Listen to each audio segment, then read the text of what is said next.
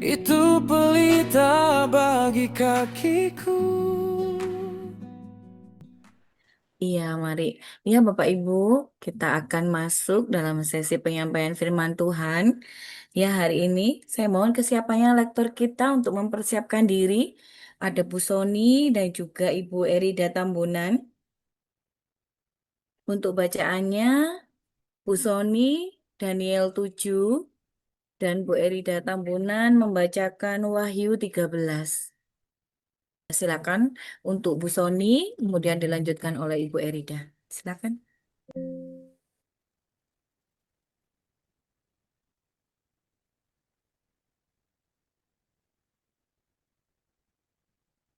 Beginilah yang tertulis dalam Daniel 7.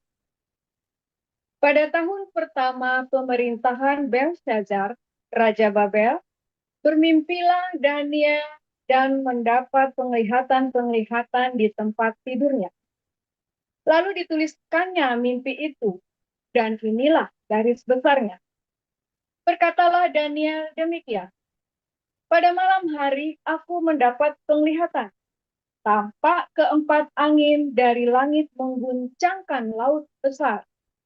Dan empat binatang besar naik dari dalam laut, yang satu berbeda dengan yang lain. Yang pertama rupanya seperti seekor singa dan mempunyai sayap burung raja wali. Aku terus melihatnya sampai sayapnya tercabut, dan ia terangkat dari tanah dan ditegakkan pada dua kaki seperti manusia, dan kepadanya diberi hati manusia. Dan tampak ada seekor binatang yang lain, yang kedua, rupanya seperti beruang. Ia berdiri pada sisinya yang sebelah, dan tiga tulang rusuknya masih ada di dalam mulutnya, di antara giginya. Dan demikianlah dikatakan kepadanya, ayo, makanlah daging banyak-banyak. Kemudian aku melihat tampak seekor binatang yang lain, rupanya seperti macan tutul. Ada empat sayap burung pada punggungnya. Lagi pula binatang itu berkepala empat, dan kepadanya diberikan kekuasaan. Kemudian aku melihat dalam penglihatan malam itu, tampak seekor binatang yang keempat, yang menakutkan dan mendahsyatkan, dan ia sangat kuat. Ia bergigi besar dari besi. Ia melahap dan meremukkan, dan sisanya diinjak-injaknya dengan kakinya. Ia berbeda dengan segala binatang yang terdahulu. Lagi pula ia bertanduk 10. Sementara aku memperhatikan tanduk-tanduk itu, tampak tumbuh di antaranya suatu tanduk lain yang kecil, sehingga tiga dari tanduk-tanduk yang dahulu itu tercabut, dan pada tanduk itu tampak ada mata, seperti mata manusia, dan mulut yang menyombong. Sementara aku terus melihat tahta-tahta diletakkan, lalu duduklah yang lanjut usianya. Pakaiannya putih seperti salju, dan rambutnya bersih seperti bulu domba. Kursinya dari nyala api, dan roda-rodanya dari api yang berkobar-kobar. Suatu sungai api timbul dan mengalir dari hadapannya. 1000 kali, beribu-ribu melayani dia. Dan selaksa kali, berlaksa-laksa berdiri di hadapannya. Lalu duduklah majelis pengadilan, dan dibukalah kitab-kitab. Aku terus melihatnya, karena perkataan sombong yang diucapkan tanduk itu. Aku terus melihatnya sampai binatang itu dibunuh. Tubuhnya dibinasakan dan diserahkan ke dalam api yang membakar. Juga kekuasaan binatang-binatang yang lain dicabut. Dan jangka hidup mereka ditentukan sampai pada waktu dan saatnya. Aku terus melihat dalam penglihatan malam itu, tampak datang dengan awan-awan dari langit seorang seperti anak manusia. Datanglah ia kepada yang lanjut usianya itu, dan ia dibawa ke hadapannya. Lalu diberikan kepadanya kekuasaan dan kemuliaan dan kekuasaan sebagai raja. Maka orang-orang dari segala bangsa, suku bangsa, dan bahasa mengabdi kepadanya. Kekuasaannya ialah kekuasaan yang kekal, yang tidak akan lenyap, dan kerajaannya ialah kerajaan yang tidak akan musnah. Maka aku, Daniel, terharu karena hal itu. Dan penglihatan-penglihatan yang kulihat itu menggelisahkan aku. Lalu kudekati salah seorang dari mereka yang berdiri di sana, dan kuminta penjelasan tentang semuanya itu. Maka berkatalah ia kepadaku, dan diberitaukannyalah kepadaku maknanya. Binatang-binatang yang besar yang 4 ekor itu ialah 4 raja yang akan muncul dari dalam bumi. Sudah itu orang-orang kudus milik yang maha tinggi akan menerima pemerintahan. Dan mereka akan memegang pemerintahan itu sampai selama-lamanya. Bahkan kekal sampai selama-lamanya. Lalu aku ingin mendapat penjelasan tentang binatang-binatang yang keempat itu. Yang berbeda dengan segala binatang yang lain. Yang sangat menakutkan. Dengan gigi besinya dan kuku tembaganya yang melahap dan meremukkan dan menginjak-injak sisanya dengan kakinya, dan tentang ke-10 tanduk yang ada pada kepalanya, dan tentang tanduk yang lain, yakni tanduk yang mempunyai mata dan yang mempunyai mulut yang menyombong, yang tumbuh sehingga patahlah 3 tanduk, dan yang lebih besar rupanya dari tanduk-tanduk yang lain. Dan aku melihat tanduk itu berperang melawan orang-orang kudus dan mengalahkan mereka. Sampai yang lanjut usianya itu datang, dan keadilan diberikan kepada orang-orang kudus milik yang maha tinggi. Dan waktunya datang orang-orang kudus itu memegang pemerintahan. Maka demikianlah katanya, binatang yang keempat itu ialah kerajaan yang keempat yang akan ada di bumi, yang akan berbeda dengan segala kerajaan yang akan menelan seluruh bumi, menginjak-injaknya dan meremukkannya. Ke-10 tanduk itu ialah ke-10 raja yang muncul dari kerajaan itu. Sesudah mereka akan muncul seorang raja. Ia berbeda dengan raja-raja yang dahulu, dan akan merendahkan 3 raja. Ia akan mengucapkan perkataan yang menentang yang maha tinggi, dan akan menganiaya orang-orang kudus milik yang maha tinggi. Ia berusaha untuk mengubah waktu dan hukum, dan mereka akan diserahkan ke dalam tangannya selama 1 masa dan 2 masa dan setengah masa. Lalu majelis pengadilan akan duduk, dan kekuasaan akan dicabut daripadanya untuk dimusnahkan dan dihancurkan sampai lenyap. Maka pemerintahan, kekuasaan, dan kebesaran dari kerajaan-kerajaan di bawah semesta langit akan diberikan kepada orang-orang kudus, umat yang maha tinggi. Pemerintahan mereka adalah pemerintahan yang kekal, dan segala kekuasaan akan mengabdi dan patuh kepada mereka. Sekianlah berita itu. Adapun aku, Daniel, pikiran-pikiranku sangat menggelisahkan aku, sehingga aku menjadi pucat, dan aku menyimpan hal itu dalam ingatan. Demikian. Saya lanjutkan pembacaan Wahyu 13. Lalu aku melihat seekor binatang keluar dari dalam maut, bertanduk 10 dan berkepala 7. Di atas tanduk-tanduknya terdapat 10 mahkota, dan pada kepalanya tertulis nama-nama hujat. Binatang yang kulihat itu serupa dengan macan tutul, dan kakinya seperti kaki beruang, dan mulutnya seperti mulut singa. Dan naga itu memberikan kepadanya kekuatannya, dan tahtanya, dan kekuasaan yang besar. Maka tampaklah kepadaku satu dari kepala-kepalanya seperti kena luka yang membahayakan hidupnya.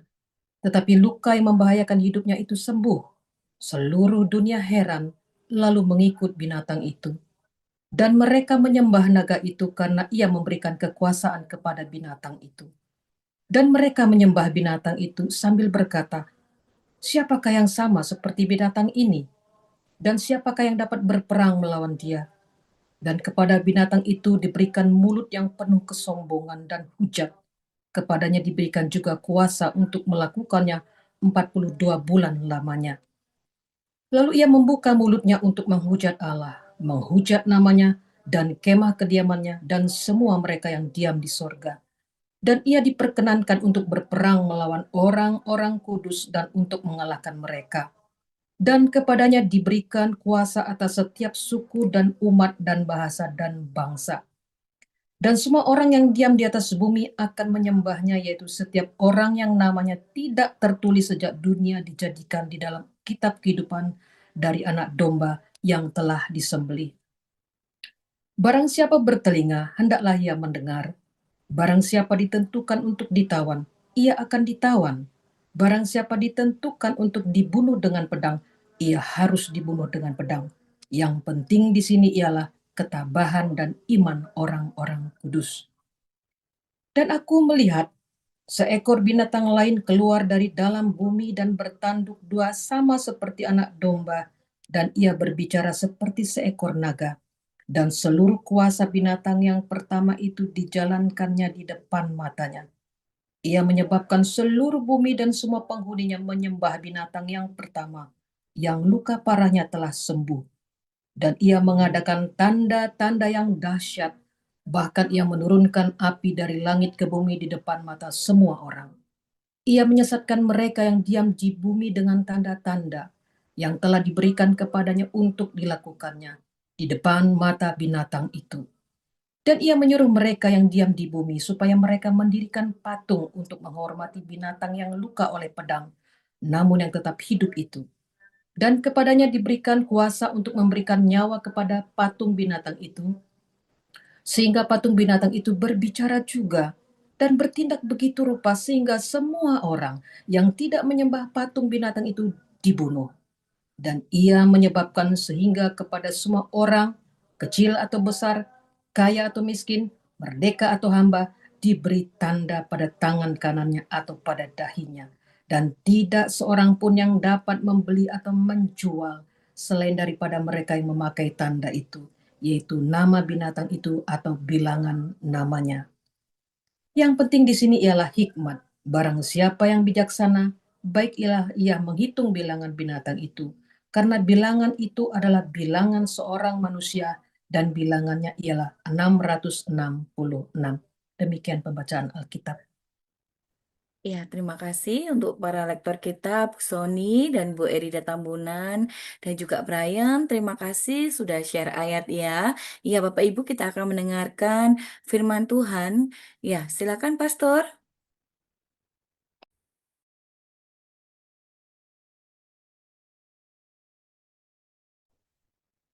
Haleluya.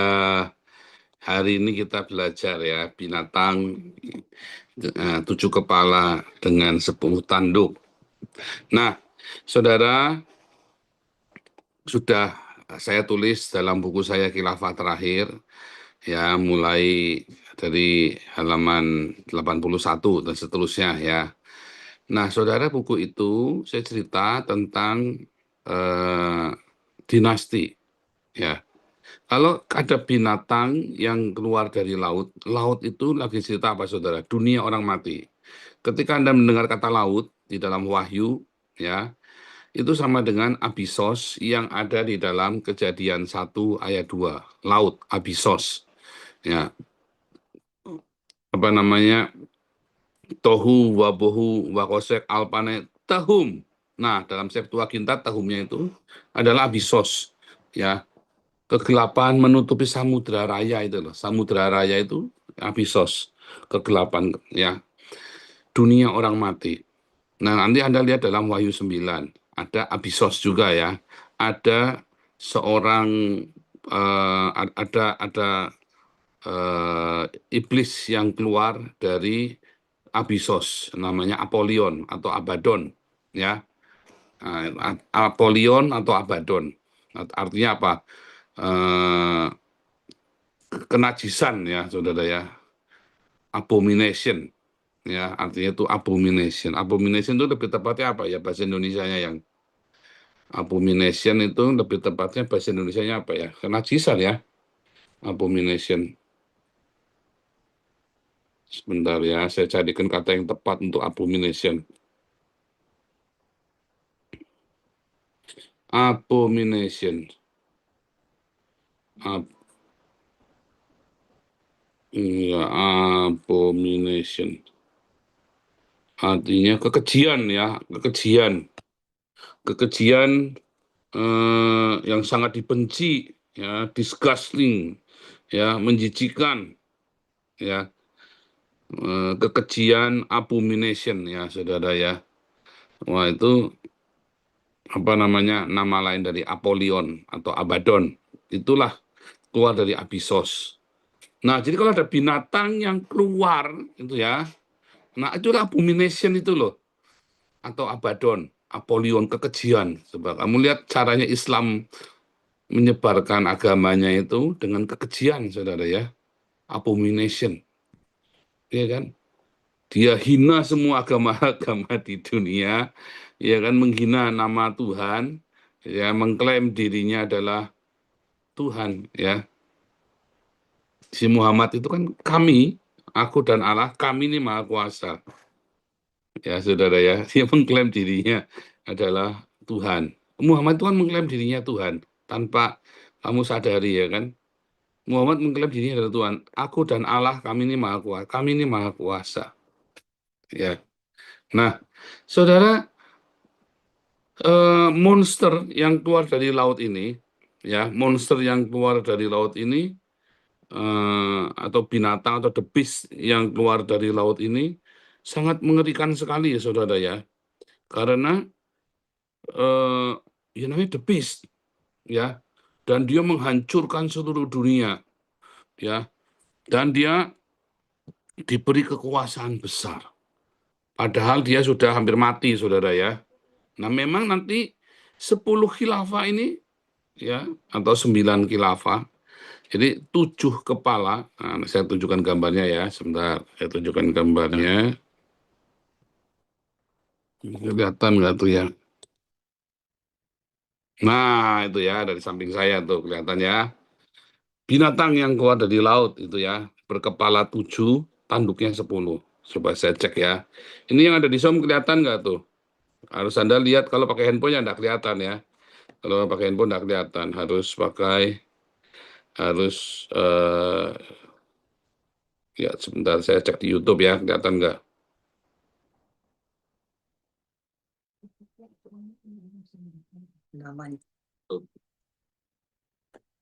Nah, kelihatan ya di YouTube ya. Yang di YouTube kelihatan, bagus. Jadi binatang dari laut ya, berkepala 7, bertanduk 10. Saudara, kalau tadi ulang ya, kalau binatang keluar dari laut, artinya itu dari Abyssos, dari dunia orang mati. Ya. Ya, yang keluar dari dunia orang mati itu ada dalam Wahyu 9. Ada Abaddon, Apollyon, abomination, kekejian, saudara ya. Islam ini begitu keji, dia hantam ya semua, dia hantam sana, hantam sini, ngeri sekali ya saudara ya. Nah itulah binatang dengan kepala 7. Artinya apa? Ada 7 khilafah dengan 10 tanduk. 7 khilafah itu artinya 7 dinasti dan 10 tanduk. Ya, ada 7 dinasti menghasilkan 10 khilafah, 3 khilafah berasal dari kepala yang sebelumnya. Ya, 3 khilafah itu berasal dari sebelumnya. Ya, 7 khilafah yang ada 10 khilafah, yang 3 khilafah itu berasal ada di satu kepala, artinya dalam satu dinasti itu. Ya, nah, coba kita nanti cek satu-satu secara cepat ya, saudara ya. 7 kepala dengan 10 tanduk, 3 tanduk ada di satu kepala di satu kepala itu ya. Nah, berarti satu kepala itu menghasilkan 3 dinasti khilafah. Artinya seperti itu ya. Nah, apakah itu? Coba kita cek, kita lihat.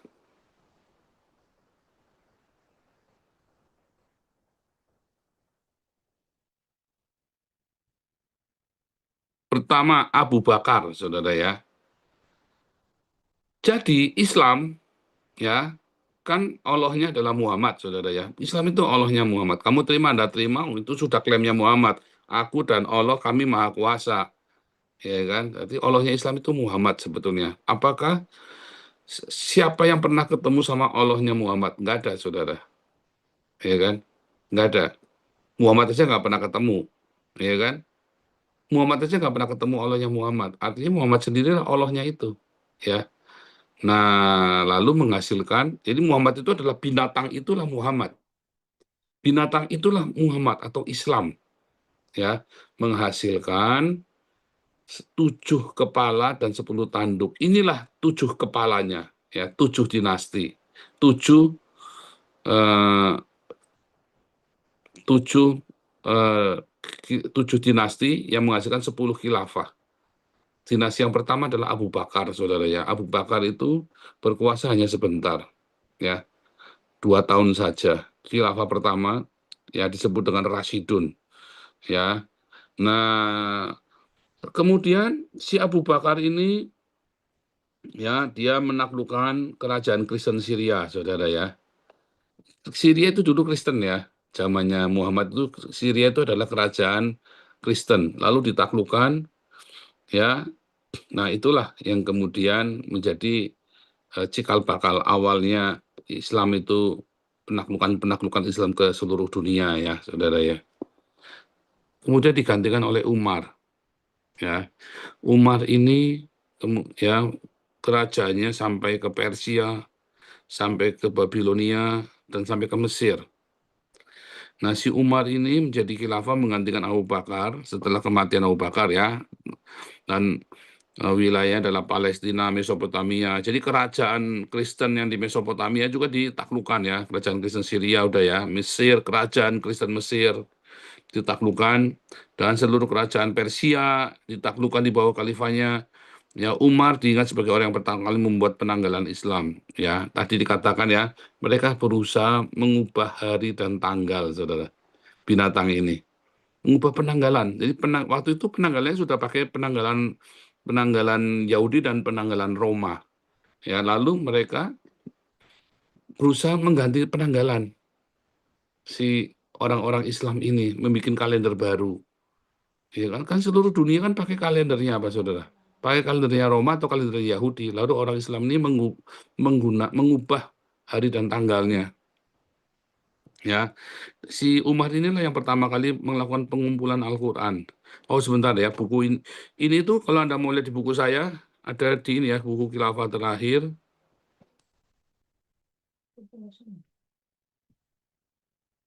Ada di buku Khilafah Terakhir ini ya. Mulai dari halaman 81 nih ya. Ya, Anda bisa lihat mulai dari halaman 81, Kebangkitan Khilafah Arab ini ya. Nah, ini ya 81 sampai 86. Ya. 81 sampai 86. Sorry, belum share screen saya. Nah, ya. Saya share screen dulu.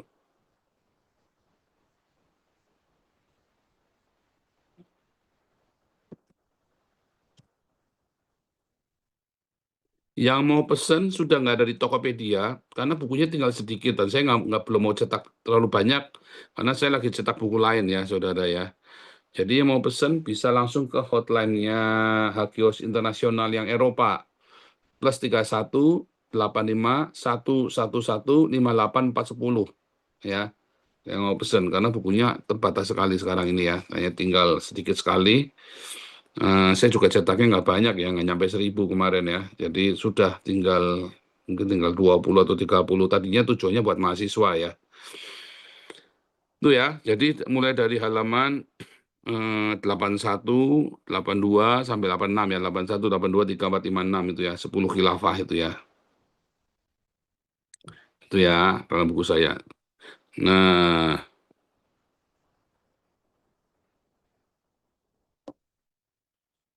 Umar ya, kita kembali ya. Tadi sudah sampai Umar ya.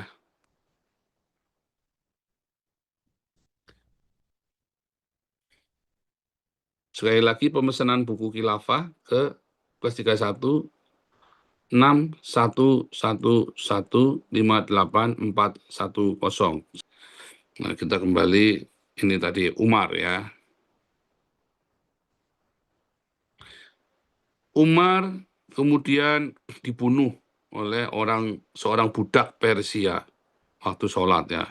Jadi pergantian khilafah ini hampir semua pergantian khilafah ya kecuali Abu Bakar selalu digantikan dengan cara pembunuhan.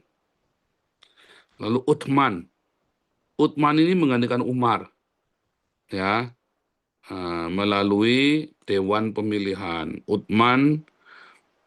Kemudian Utsman bersaing dengan Ali bin Abi Thalib. Ini musuhan ya, Utsman sama Ali bin Abi Thalib, saudara ya. Nah, Utsman ini adalah Bani Umayyah, dari grupnya Bani Umayyah.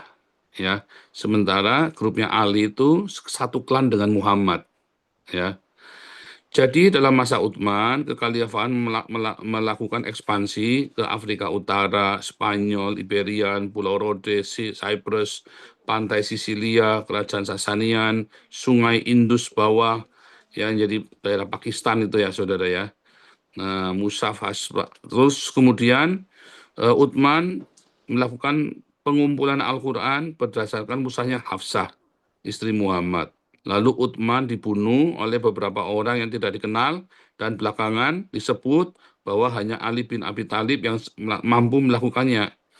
Nah, yang ngomong siapa ini, saudara? Yang ngomong kalau Anda baca Sirah Muhammad, tulisannya Quraisy Shihab. Ya, ini bukunya dari Gramedia. Ya, jadi hanya Ali bin Abi Thalib yang bisa membunuh Utsman, yang sanggup. Dan memang itu saingannya. Utsman itu ceritanya panglima perang ya, saudara ya. Jadi yang bisa membunuh ya panglima perang yang lain yang sama-sama hebatnya, yaitu si Ali bin Abi Thalib. Ali bin Abi Thalib ini kan yang ingin sekali. Nah, konyolnya waktu pembunuhannya Utsman ini yang menjadi pengawal adalah anak-anaknya Ali bin Abi Thalib.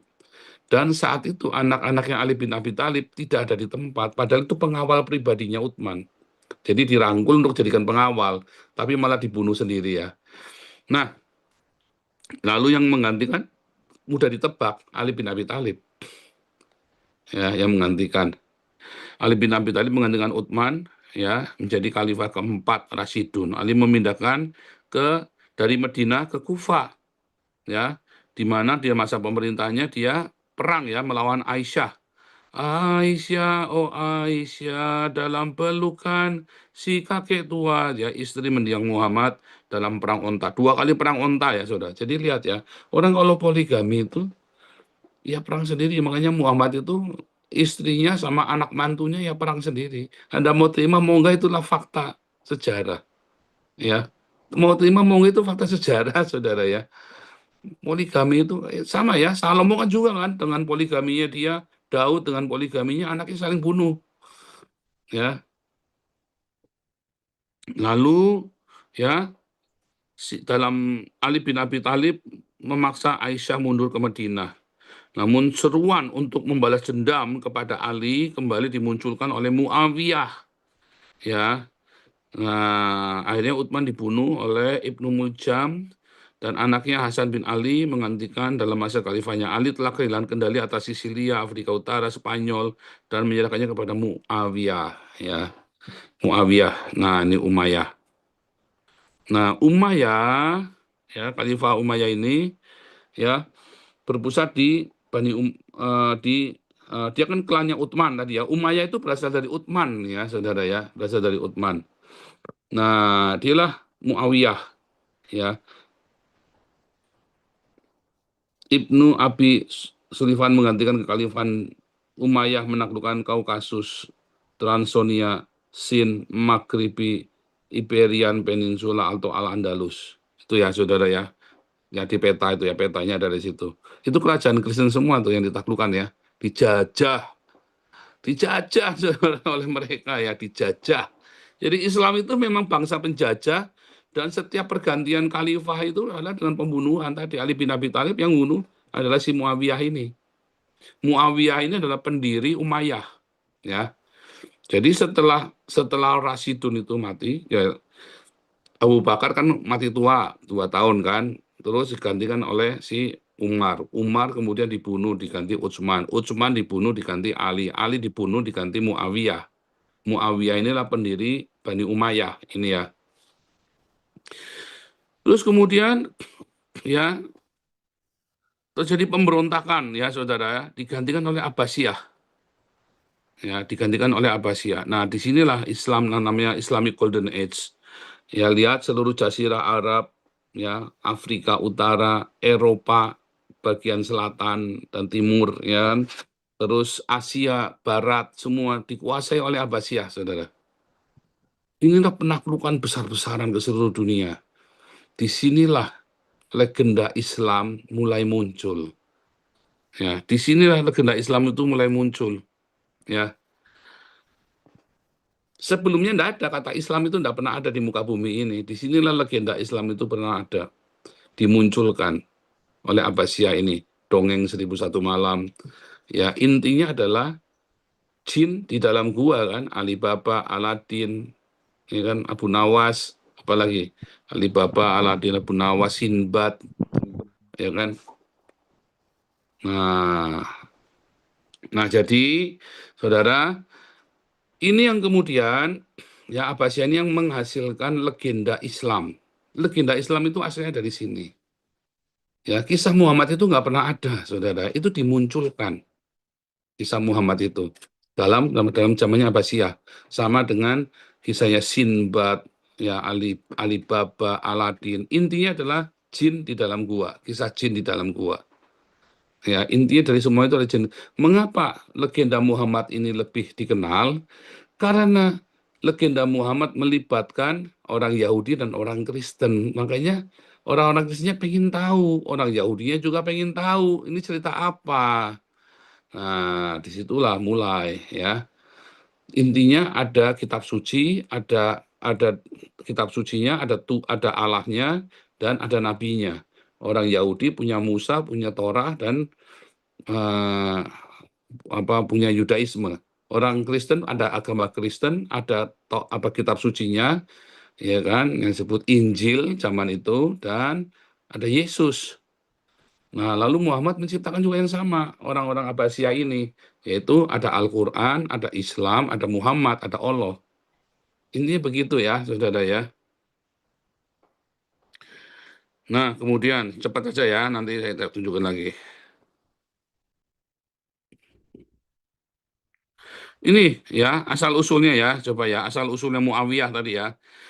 Asal-usulnya Umayyah itu, tadi ya, Umayyah itu kan sama Utsman itu satu klan, Utsman bin Affan. Jadi Umayyah itu berasal dari Utsman. Tadi ingat ya, 10 khalifah, ya, 10 tanduk berasal dari 7 kepala. Yang khalifah yang sebelumnya menghasilkan khalifah berikutnya. Gitu ya. Tapi nanti ada tiga tanduk yang berasal dari satu kepala. Ya.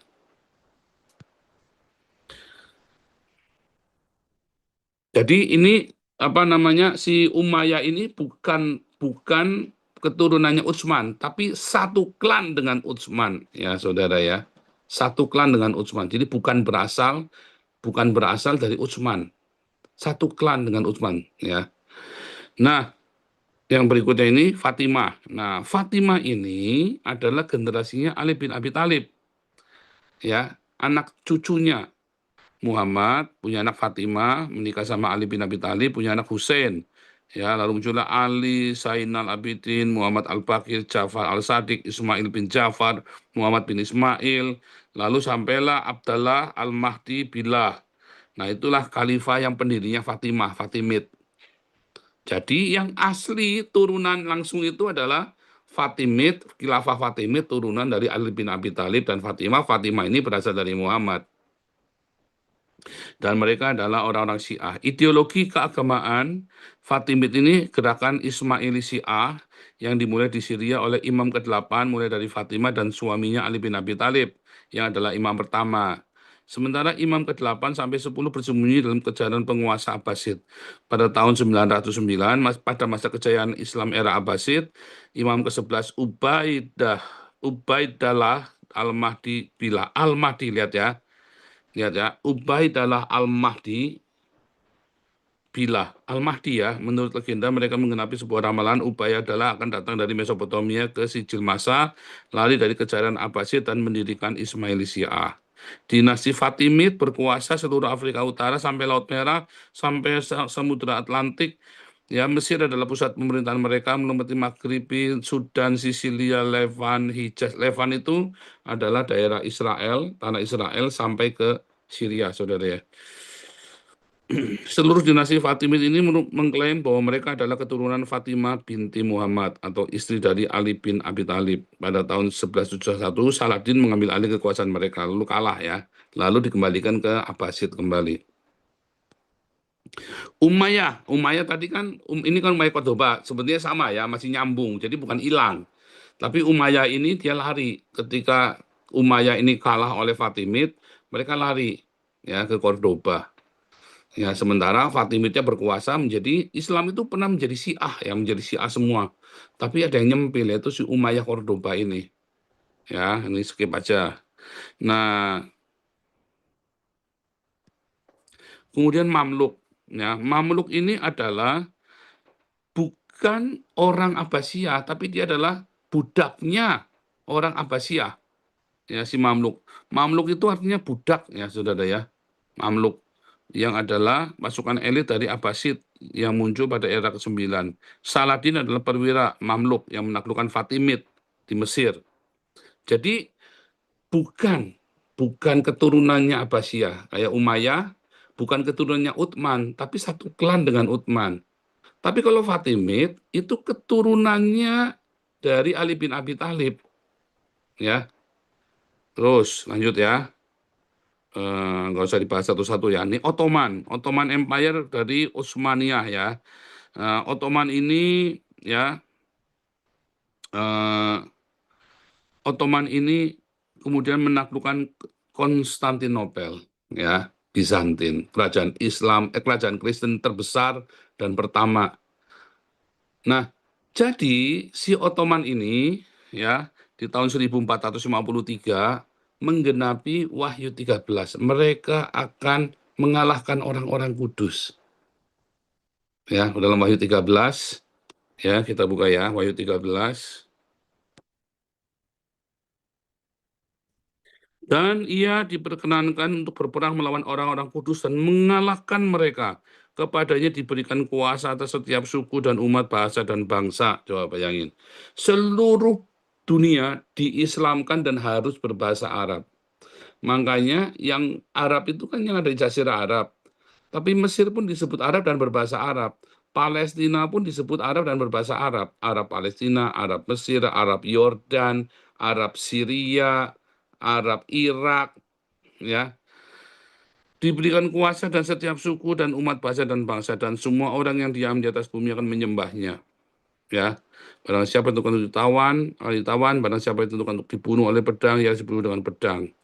Jadi inilah kejatuhan, ya, kejatuhan kerajaan Kristen terbesar Bizantin kepada Islam. Dan nanti kalau kita lihat dalam Wahyu 18-19, nanti ada kejatuhan Vatikan, saudara ya. Coba kita cek ya perbandingannya ya. Wahyu 13 dengan Wahyu.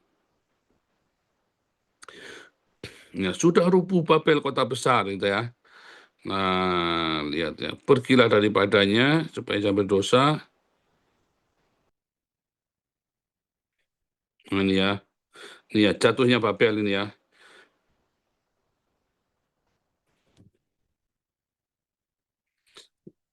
Mari sini aku akan menunjukkan kepadamu putusan atas pelacur besar. Kenapa disebut pelacur besar? Maaf saudara ya, saya bukan menghina Vatikan. Tetapi Vatikan banyak sekali berkompromi dengan agama-agama lain. Kayak sekarang ini kan Paus Leo ini kan berusaha menerima Islam, bahkan membuat musola di dalam Vatikan. Ya. Dan dia baik dari dulu sampai sekarang, ya saudara ya. Beda dengan Mother Teresa dan Paus Francis, ya beda sekali. Ini Paus Francis kan saya bilang ya waktu tahun lalu ketika Paus Francis meninggal, saya bilang ini akhir dari Gereja Katolik, ya saudara ya. Karena sebelum Paus Francis, Gereja Katolik sebenarnya sudah mau berakhir. Tapi kemudian Paus Francis mengembalikan Gereja Katolik kepada Tuhan Yesus. Tapi ini Paus Leo ini mencurigakan, saudara ya. Mudah-mudahan saya salah. Tetapi ini zaman Paus Leo inilah nanti Katolik itu mengalami kemunduran. Ya. Terus apa dia? Raja-raja bumi berbuat cabul, penghuni-penghuni mabuk oleh anggur percabulannya. Yang dimaksud percabulan ini adalah perzinahan rohani. Ya. Perzinahan kompromi dengan dosa. Kompromi dengan segala dosa. Para raja-raja kan harus mendapat restu dari Vatikan zaman itu kan. Setelah abad ke-18 itu baru enggak. Tapi sekarang sekarang Vatikan berusaha merangkul Islam, merangkul agama-agama lain dan melakukan sinkretisme, saudara ya. Nah, ini yang perempuan dengan di atas ekor binatang merah ungu, binatang itu punya 7 kepala. Nah, ini binatang itu punya 7 kepala dan 10 tanduk. Nah, inilah ketika Vatikan kompromi dengan Islam, ya, disitulah perempuan itu yang memakai kain ungu, kain kirmisi dihiasi emas permata, ya, Babel besar, ibu wanita pelacur dan kekejian di bumi, ya. Artinya nanti ya, bukan sekarang ya. Dan ketika aku melihat perempuan itu mabuk oleh darah orang kudus dan darah saksi Yesus. Dan ketika aku melihatnya, aku sangat heran. Mengapa engkau heran? Aku akan mengatakan kepadamu rahasia perempuan itu. Rahasia binatang yang memikulnya, binatang yang berkepala 7 dan bertanduk 10 tadi ya, Islam. Adapun binatang yang telah kulihat itu telah ada namun tidak ada. Ia akan muncul dari jurang maut ya. Dari jurang maut ya, dan menuju pada binasaan. Dan mereka yang diam di bumi yaitu mereka yang tidak tertulis dalam kitab kehidupan. Apabila mereka melihat binatang itu telah ada namun tidak ada dan akan muncul lagi. Ya, 7 kepala adalah 7 gunung. Di atasnya perempuan itu duduk. 7-nya adalah 7 raja.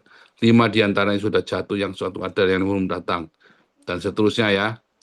Dan ke-10 tanduk adalah 10 raja yang sebelumnya mulai memerintah. 1 jam akan menerima kuasa sebagai raja bersama dengan binatang itu.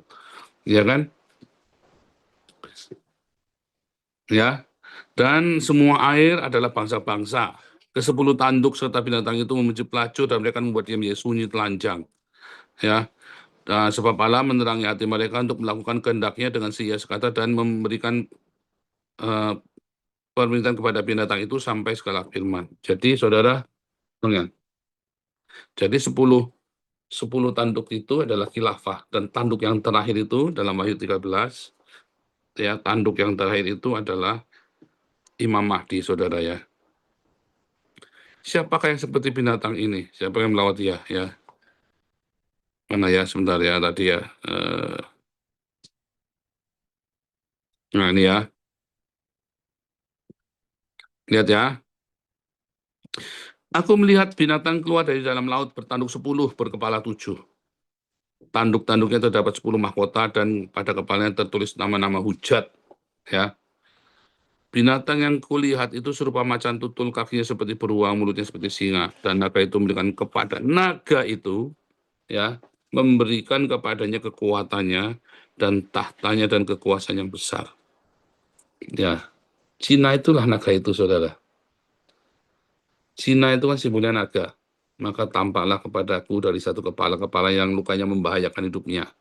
Kenapa, saudara? Di era ini, seluruh Islam ini sudah sekarat.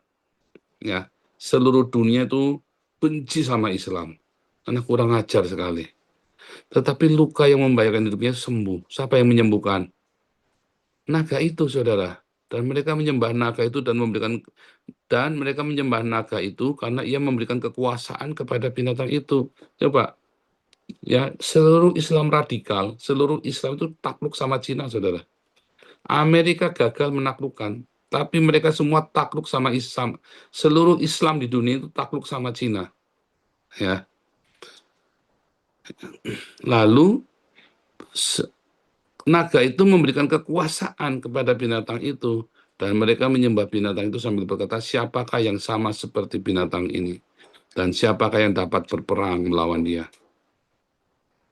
Dan kepada binatang itu diberikan mulut yang menurut kesombongan hujat, diberikan juga untuk kuasa untuk melakukan 42 bulan lamanya. Ya, 42 bulan, saudara ya. Nah, kalau ini binatang lain yang keluar dari dalam bumi bertanduk 2 sama seperti domba, berbicara seperti seekor naga. Inilah nanti munculnya nabi palsu, saudara ya. Nah, Dan seluruh kuasa binatang pertama dijalankan di depan matanya. Ya, ia menyebabkan seluruh bumi dan semua penghuninya menyembah binatang yang pertama, Islam. Jadi diislamkan seluruh bumi, yang luka parahnya telah sembuh. Siapa yang membuat ini? Ya si Imam Mahdi itu, saudara ya. Si Al-Mahdi tadi, yang dalam generasinya Fatimid. Lihat, saudara ya, kalau Anda melihat, ya, yang khusus generasi Fatimid ini,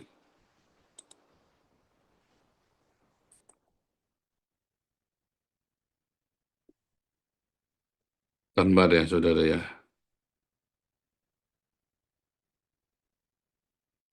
Bentar ya. Aduh, mana? Al-Mahdi, ya, Al-Mahdi berasal dari Fatimid. Fatimid berasal dari Ali bin Abi Thalib dan Fatimah.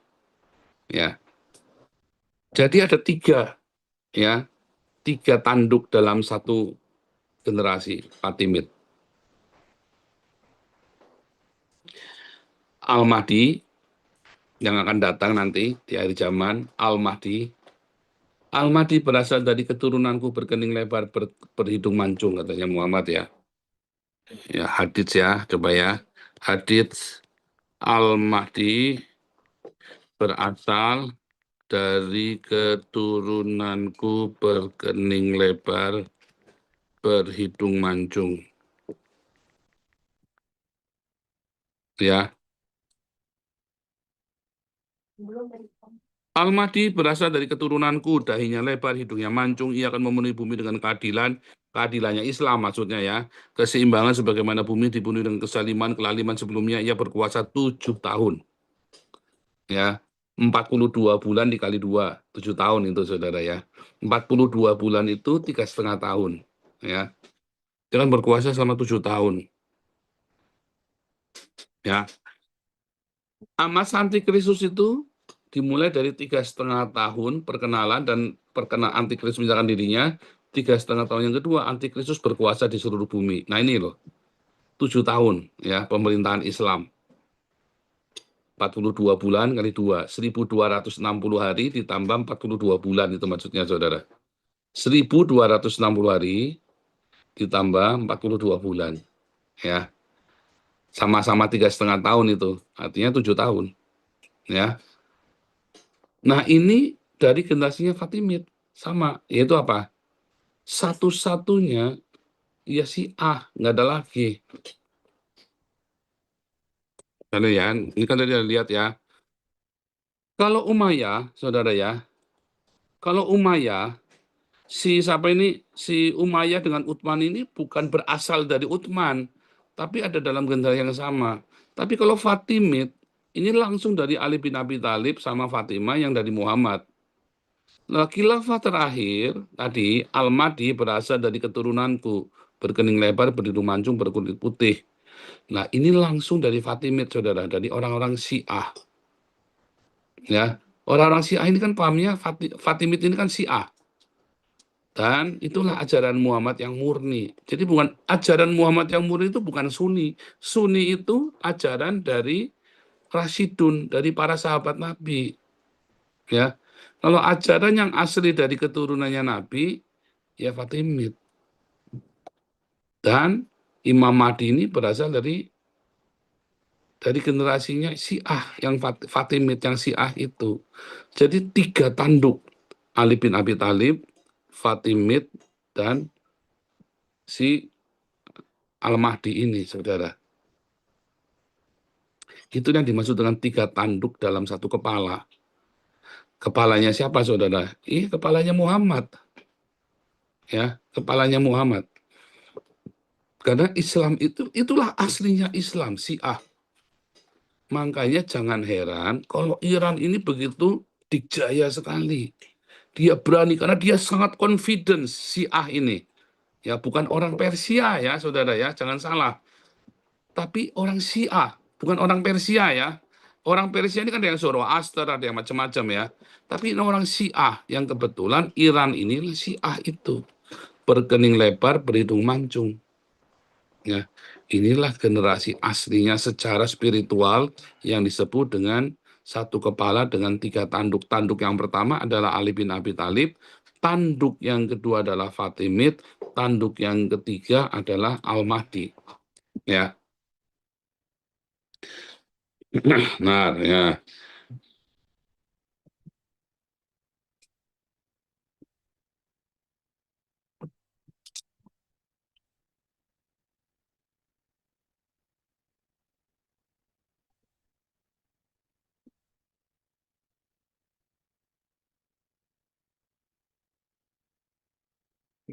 Ya, Ali bin Abi Thalib.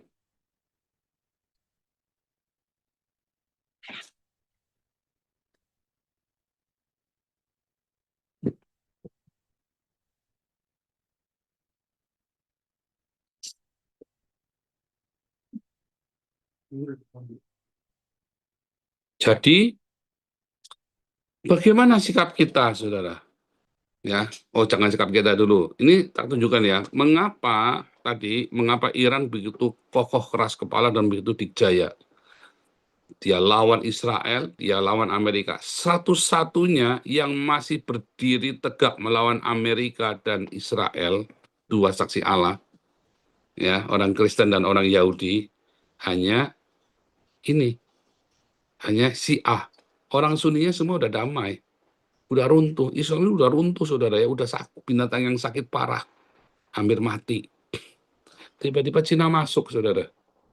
Ya, tiba-tiba Cina masuk, dia obati itu binatang itu. Sembuh, langsung merajalela seluruh dunia.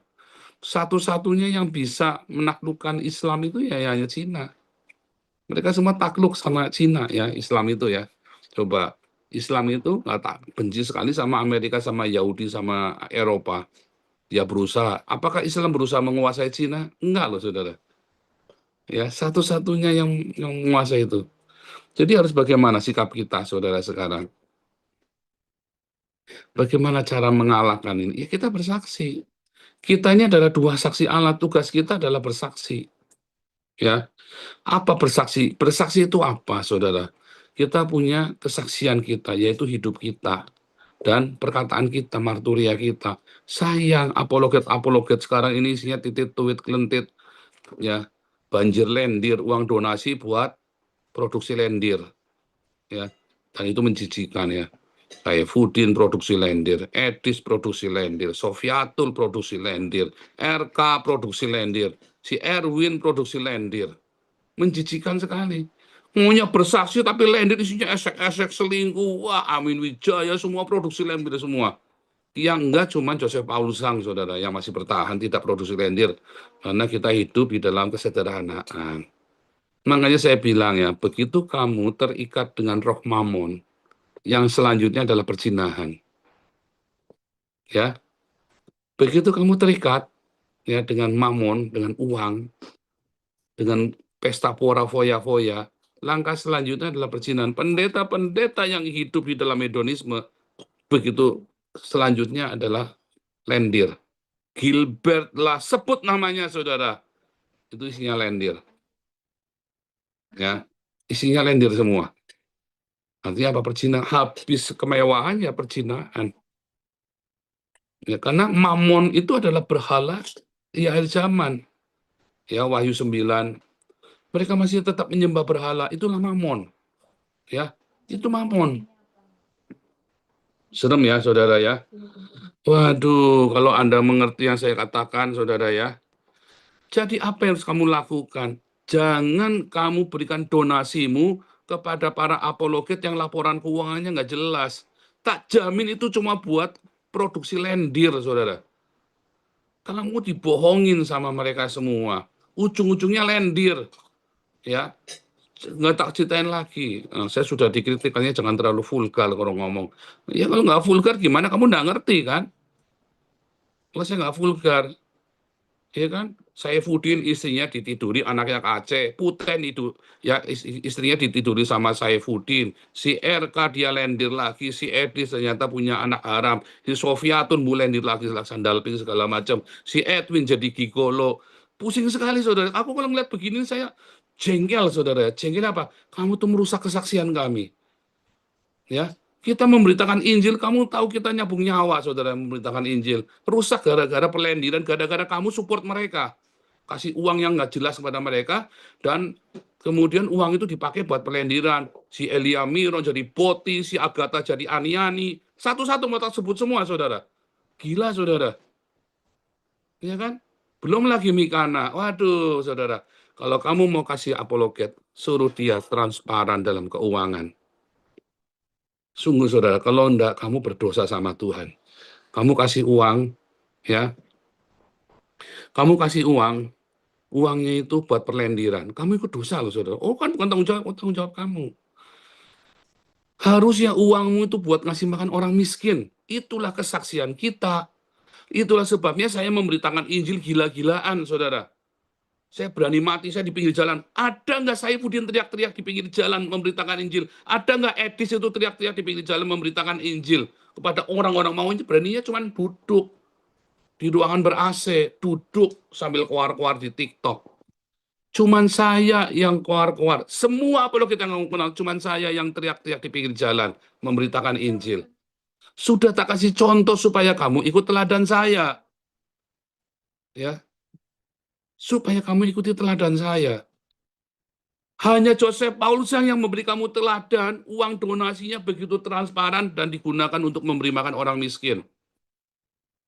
Kamu sudah tak contoni, sudah tak ajari. Saya ke California, Saifuddin sini tak dudukan. Kamu itu juniornya saya. Saya sudah memberitakan Injil, kamu masih pakai popok. Kamu lagi ngaji Allahu Akbar, Muhammad Cabulullah.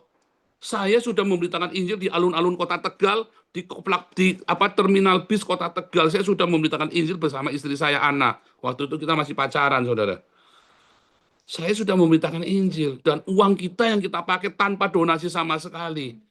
Uang kita pakai, kita beli roti, kita beli beras, kita bagikan kepada anak-anak jemaat kita masuk ke kampung-kampung kumuh, kita kasih makan. Itu kita sudah lakukan itu, saudara. Dari tahun 1990 itu sudah saya lakukan. Zaman itu Gilbert lagi jadi selebritis. Joseph Paulus sedang memberitakan Injil dan memberi makan. Sampai dengan hari ini, saudara. Lalu kamu mau support pendeta-pendeta hedonisme yang isinya perlendiran. Dosa kamu, saudara. Uangmu itu bisa dipakai. Itulah namanya talenta. Ya, talentanya itu kamu simpen, ya, cuma untuk foya-foya. Kamu mensupport penginjil favoritmu yang isinya lendir. Sementara ada orang yang memberitakan Injil dengan sungguh hati. Kamu hina-hina, kamu caci maki, saudara. Benar, viralkan ya. Semua dari kalian, terutama yang ada di Zoom ini, ada 59 orang yang di Zoom ini ya. Potong bagian ini, kamu viralkan, saudara. Bantu saya untuk viralkan. Ya, saya tunjukkan yang akhir ya, sebentar. Nah, ini ya, The Beast dengan 3 tanduk itu tadi ya. Oh, ini kepalanya kelebihan 1, saudara ya, sorry ya. Ini bikinnya pakai ChatGPT soalnya.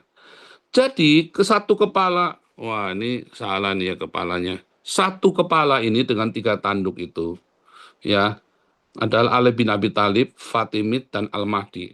Bentar ya, ini salah nih, saudara ya. Gambarnya salah. Jadi, saudara, satu kepala dengan 3 tanduk.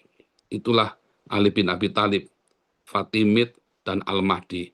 Itulah generasinya Syiah, orang Iran, yang dibangkitkan oleh Cina. Ya. Nah, yang harus Anda lakukan, menjadi saksi Allah. Satu, dengan bermarturia, memberitakan Injil. Ya. Memberitakan Injil itu kamu nggak usah singgung-singgung Islam, saudara. Saya ini mengajar, beda. Memberikan kamu sebuah sebuah dasar-dasar pengajaran. Memberitakan Injil itu memberitakan kabar baik. Kamu di Indonesia nggak usah singgung-singgung Islam. Cukup saya saja yang kebal hukum. Kalau kamu tidak kebal hukum, kamu beritakan Injil kepada orang tuamu, kepada saudaramu, kepada tetanggamu.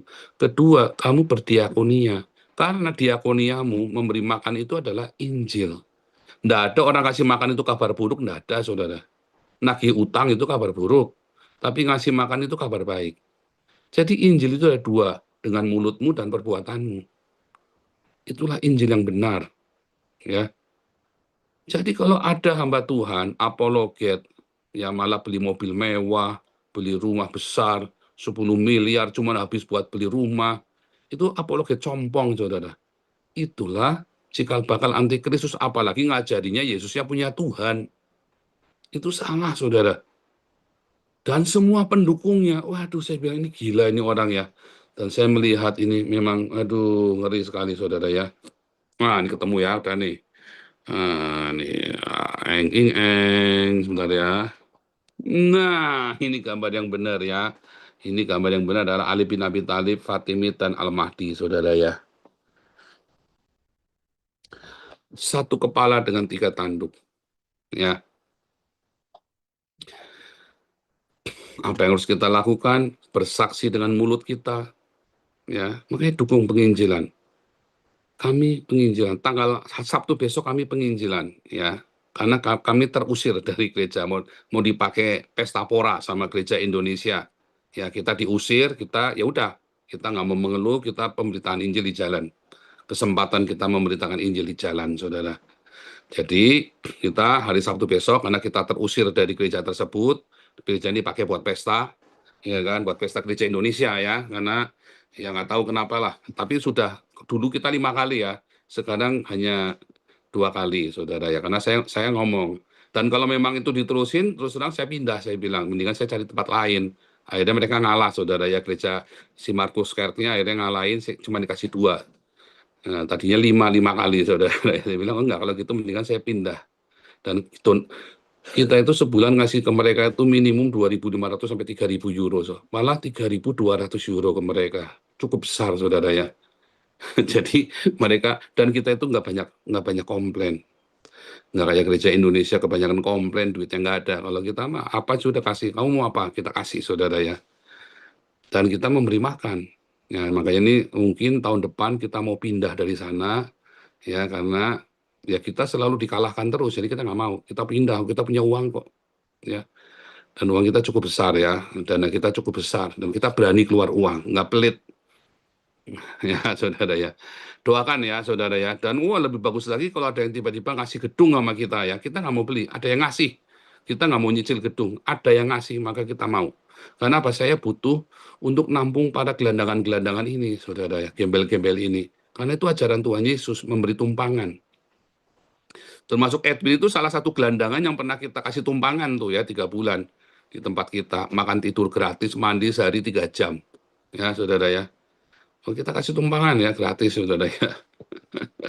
Nah inilah apa yang harus kamu lakukan. Yang harus kamu lakukan adalah marturia dengan mulutmu dan berdiakonia, sedekahmu.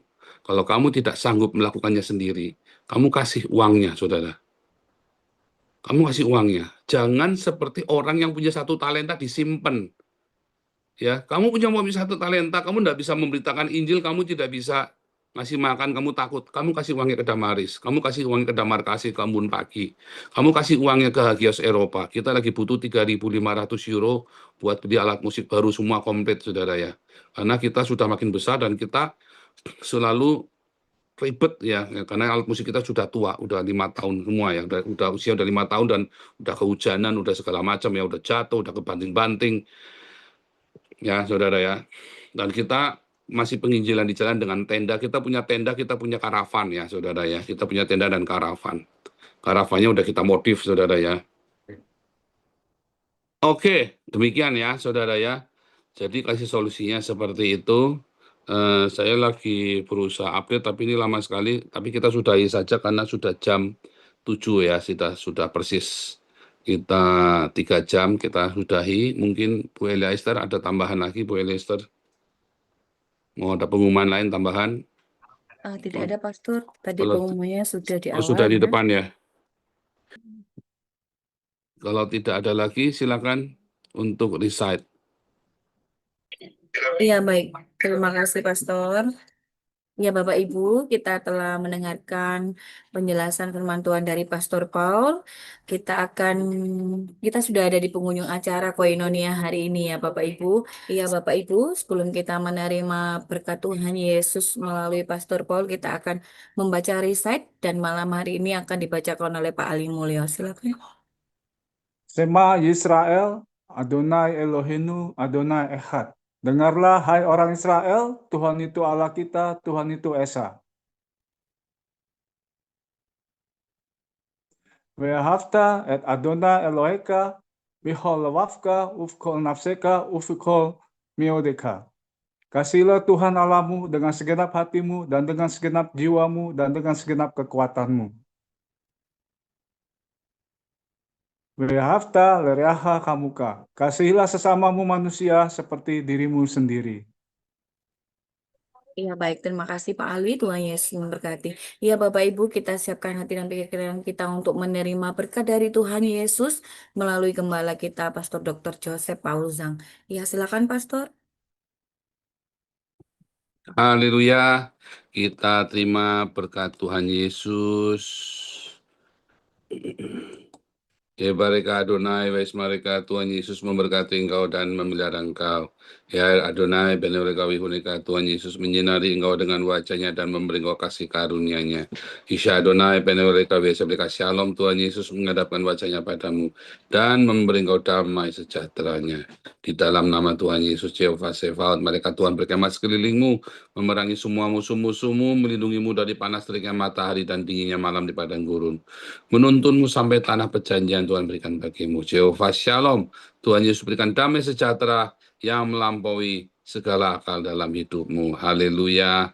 Amin. God bless you semuanya. Tuhan Yesus memberkati. Amin.